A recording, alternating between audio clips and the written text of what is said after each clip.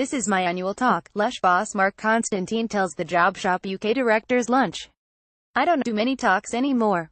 Lush's managing director and co-founder has been speaking at the lunch once a year for 15 years, during which time his business has grown into a global retailer.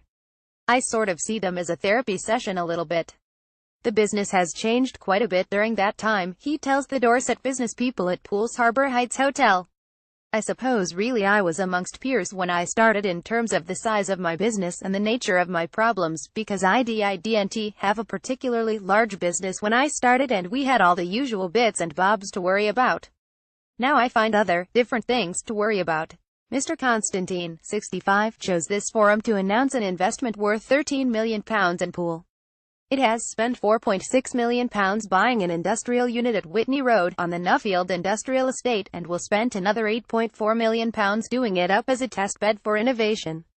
Called Unit 1 or 1 Lush, it will be a place where staff can try out ideas which can be in production within 6 to 12 weeks, as well as working on full-scale replicas of flagship stores. 3D printing technology will enable Lush to print both products and molds, he says. Lush is keen to stress this is a sign of the company's commitment to the UK. Mr. Constantine's strong views on Brexit and his expansion of production in Germany have left some with the impression that he had threatened to leave Britain.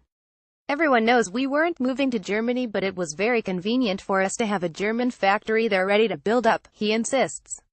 We've moved 20% of our business to Germany with 80 of our staff, the ones who didn't want to be living here. Fortunately for us, we've had a 25% lift in our British business from last year. We're enjoying considerable success and the British public are very, very kind to us, probably kinder than to anyone else on the high street at the moment, I would imagine. We've moved 20% off, we've got 25% extra coming in, therefore we've got 5% spare. That, he says, is what has made the Poole investment possible. His views on Brexit remain as strong as ever, however. I think the Conservatives are extraordinarily anti-business and I could never have imagined anything like it. They seemed to have moved from a party of business to a party regarding immigration, he said. If you have capitalism, you need freedom of movement of workers, capital and goods, you need that to function. If you take a bit of that capitalism and put it in the bin, you're going to have conflicts. I feel sympathy with Theresa May.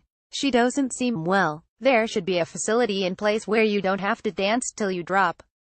50% of Lush's staff are not British, and it was a godsend when Labour started arriving from Eastern Europe. Otherwise we wouldn't have been here, I suspect, he said. Earlier this year, Lush decided to pay the living wage, the voluntary one decided independently by the Living Wage Foundation, rather than the government's lower version. It has just about managed to recruit the 800 extra local staff it needs to meet Christmas demand, but it has been a struggle, he says. On the subject of Brexit, he takes a swipe at Sir James Dyson, the Brexit-supporting businessman who recently announced he was interested in producing electric cars. 80% of Dyson vacuum cleaners are made in Malaysia, he says. How does he get to make any comment about Brexit? It's disgraceful. When he makes his electric cars, he says he'll make that in Britain. Promises, promises. Make your bloody hoovers in Britain. Mr. Constantine says he still vividly remembers the experience of his previous pool-based business, Cosmetics to Go, being liquidated. If you have the misfortune to lose a business, in the end it's just you. There's no one else because the receivers have fired everybody else, he says. He remembers the final meeting with the official receiver at Richmond Hill. I put my hand out to shake his and he wouldn't take it. It stays with you. Lush was started by 7 people, 22 years ago, after that failure. When people ask what was my motivation, I was broke. My motivation was to pay the mortgages I still had and make a living, he says. We've enjoyed enormous support from the Echo. My mum used to work at the Dorset Evening Echo and I enjoyed considerable support, especially when Cosmetics to Go went bust. He remembers a comment by Echo journalist Faith Eckersall.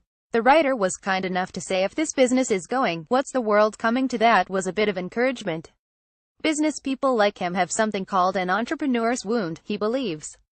People come up and ask for advice. How can I be an entrepreneur? I wouldn't recommend it. I don't think it's healthy.